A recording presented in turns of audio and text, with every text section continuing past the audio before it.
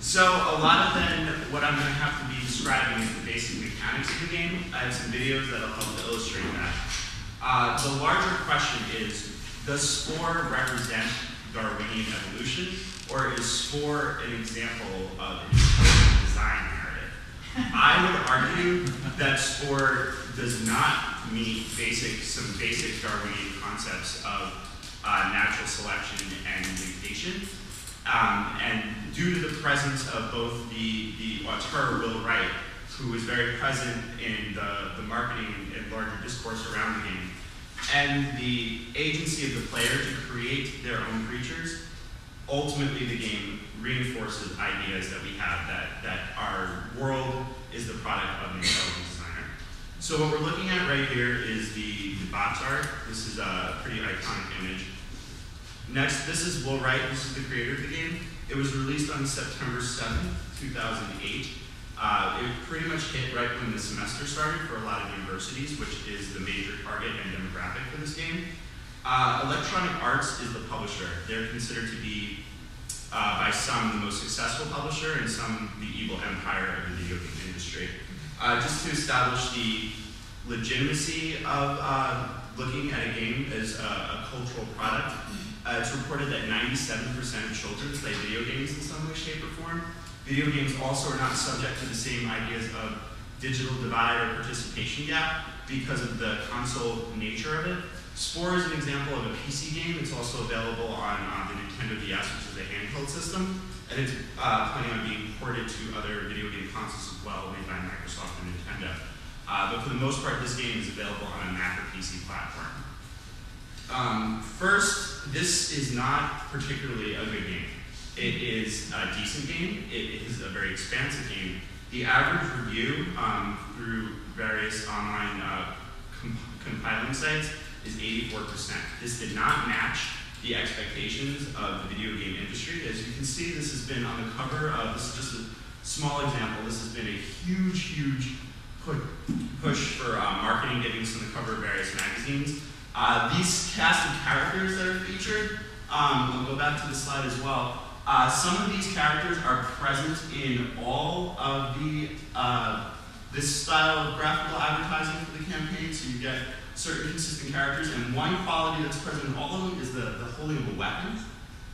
The game presents you with the choice of essentially from the beginning being a carnivore, or a herbivore, or an omnivore. This translates socially later on in the game to being a diplomatic society, a militaristic society, or somewhere in the middle. These are some pictures of the advertising campaign that was in a lot of cities around the country, particularly anyone who was in the Harvard Square T-Stop. This has been plastered around there. The name of the company who produced these ads is Wyden and Kennedy. They were paid an unspecified amount of money. Electronic Arts has not said how much they spent on the marketing score, but needless to say, it was incredibly expensive.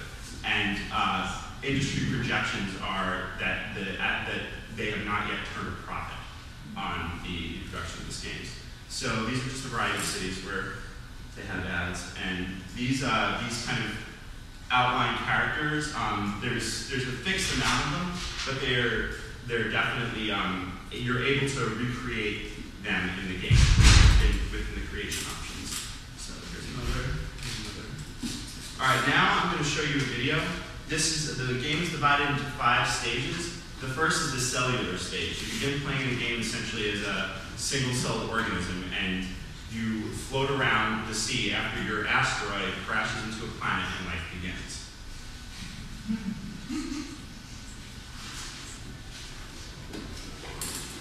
So that right there, this is the screen where you're actually able to create your creature. And another argument that this doesn't represent evolution, you have a fixed number of parts that you find in the environment.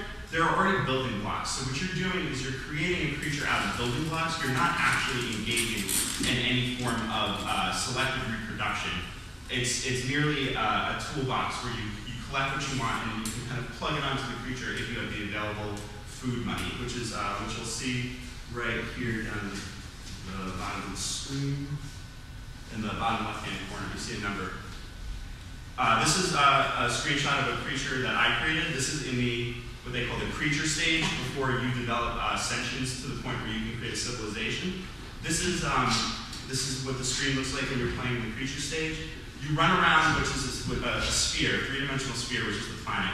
It's randomly generated based on certain algorithms that the publishers put in. So every planet is different in some small way than every other. Here's another shot. In the environment, often you'll get huge predators that will run around, and pretty much unless you can get an army of followers and take it down, there's nothing you can do but run. That's really the only example of predatory behavior. All the other species that you encounter, you have the option to interact with socially or by force. So you can either kill a fixed amount of a neighboring tribe to the point where they're extinct, and then you get certain qualities that they might have possessed. Or you can befriend them, and then you will end up getting more social benefits rather than combat benefits. This is a shot of when you're in the tribal stage. As you can see, they have a totem and a shrine right there. So you see religion is hardwired into the game already. Every time that you develop civilization, one of the first things to pop up is a totem. And as you evolve as a civilization, you get a new head totem that you can eventually end up designing yourself. This is a shot of my creature when he's in the tribal stage. You can see he's got armor and a variety of other accoutrements, and his colors change. This is a shot of domestication of animals. This is a very small part of the tribal stage, but it's still interesting that you can take non-sentient species by the game standards and keep them in captivity.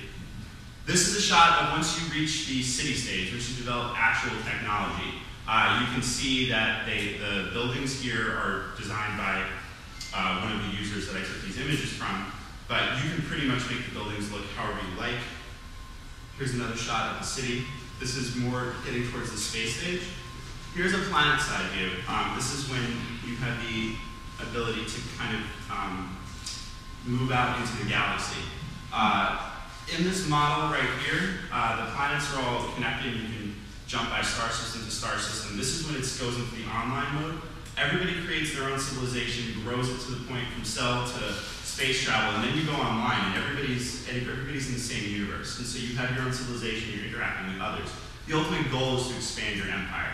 It's interesting here is a greater reference of how SPORE represents our expectations of the future, that we are going to develop space travel, and we are going to continue to go and colonize other planets.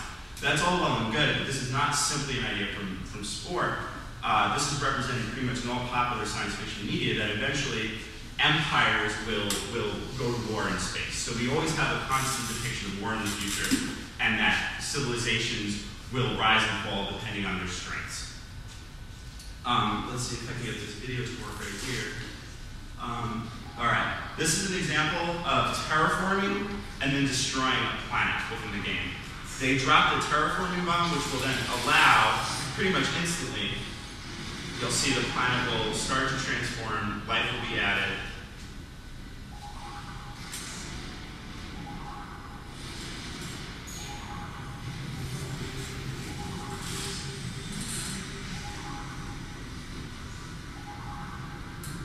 So then this planet would now be able to be colonized and habitable, and there would be no native life on it.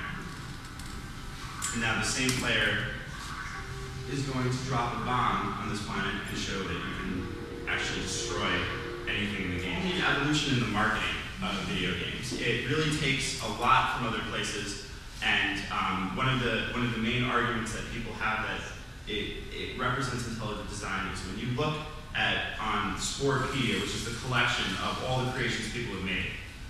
You can look at it, and it may be completely different than anything you've seen, but you still know that someone designed it.